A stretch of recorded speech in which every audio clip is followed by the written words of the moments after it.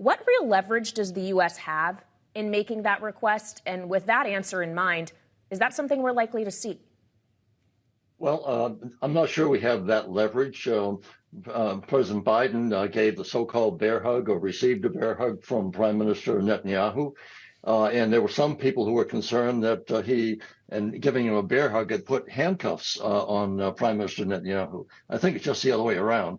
I think Bibi Netanyahu said, I'm putting handcuffs on the United States and President Biden because of the strong support Israel has in this country and in this Congress. So I think we can try to influence the opinions and the policies of Israel, but I think we're in not a very strong position to dictate how they carry out this mission. So I think what Secretary of State is doing is saying, look, we support you in trying to go after and take out Hamas's leadership and their infrastructure, but do it in a smart way. Do it in a way that Tom Friedman would say, what happens the day after comes? And there has to be a policy and a diplomatic element to this. Otherwise, we're just going to be killing not only Hamas, but a lot of tens of thousands of innocent civilians. And that simply doesn't work in the favor of the Israelis. Well, isn't that why you have Secretary of State Antony Blinken not just going to Israel, but, of course, meeting with Mahmoud Abbas in the West Bank? He went to Iraq, he went to Turkey, and then today we have CIA Director Bill Burns in Israel. What is the approach of sending both of the president's top diplomats? Well, it's important that we maintain our intelligence relationship with the Israelis. They are depending upon us to provide them with information. We're not only technology in terms of weapon system, but the technology from our cyber capability and our satellite capability. So having the director of the CIA there as well as the Secretary of State, it's really important to say, how is this looking from the air and on the ground for Israel's security? And I think what they're doing, what Secretary Blinken's doing, was to go to all of the Arab countries because their street is important as well. And if they have thousands and tens of thousands of pro-Palestinian supporters taking to their streets, that can create a problem and set off the tinderbox that's there. So I think he's trying to make sure that he touches base with all of those who have a stake in peace and stability in the region, and make sure that he has that line of communication on all the time.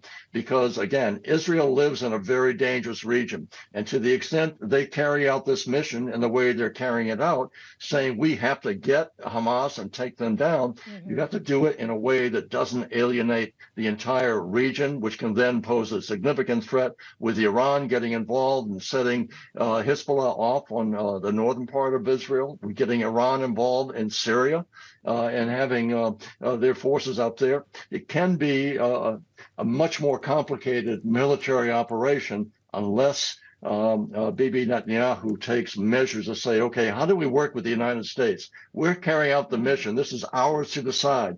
But I have to take into account what the U.S. thinks about it, since we are the principal supporter of Israel and always have been. Well, Mr. Secretary, as you talk about how Israel needs to go about this essentially carefully, to paraphrase your words, how close is Israel, is the IDF, to crossing that line here? As we're looking at death tolls, is what's reported by authorities in Gaza, that's now around 10,000. Right.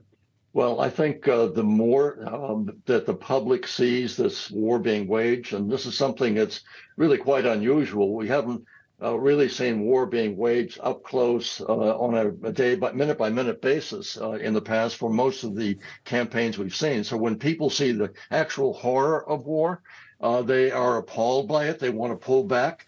The Israelis are not going to pull back. They feel this is maybe the last chance they have to really go after Hamas in a forceful way. And what President Biden said during his trip, said, okay, we understand that, but learn from our mistakes. Anger blows out the lamp of the mind. You are angry and rightfully angry, but make sure you take action which is consistent with humanitarian issues, with the rules of war as such, and so that you have the public, not only your public on your side, but the world public on your side, saying you have been the one who've been attacked. You are the ones who suffered an unprecedented attack on your country, and now we understand why you're going after Hamas. but you have to do it with a policy of saying, who are we going to turn to in the future? We have to have a two-state solution. We have urged that upon the Israelis from forever almost, but they have resisted it. Bibi Netanyahu has resisted it. And so you have to have a diplomatic policy alternative here to say, who do we empower to take over after the Israelis take out Hamas? Is Israel going to take and occupy Gaza? I don't think so. Are they going to take and occupy the West Bank? I don't think they're going to be able to do that without the world coming down on them. So do it smartly. We know you've got to carry out the mission, but make sure you try to minimize innocent people. Don't call it collateral damage. Innocent people die in wars, and you have to take as much care as you can, consistent with going after Hamas. And if you do that, you will continue to have, obviously, U.S. support, but you'll continue to have the support of other nations in the region, which becomes important the day after the day after. Well, when you're looking at the day after, what is the solution? Obviously, Israel, the United States, regional players are not going to accept Hamas running Gaza. Israel does not want to reoccupy it, and a lot of neighbors don't want to see them reoccupy it. Do you see some sort of Arab group coming in alongside the United States?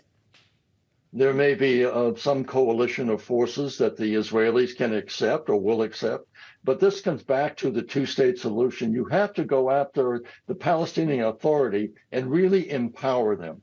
They have to be empowered so that the Palestinian people say, this is real this time. We're going to have the Arab countries in the region put real money into the Palestinian Authority. You're going to have new leadership in the Palestinian Authority. And if that takes place and you start to build prosperity and give the Palestinians the hope, if their lives will be better in the future, because if people have no hope, they have nothing to lose. And so we want people to have hope. We want them to have a good life. And we have to take steps to make sure that happens. And that means giving the Palestinians an opportunity to have self-governance, to have their own state, living in peace with Israel. There are two fundamental rules. Israel will never be at peace in the region as long as they are not recognized by the Arab countries as the real legitimate Jewish state in the region.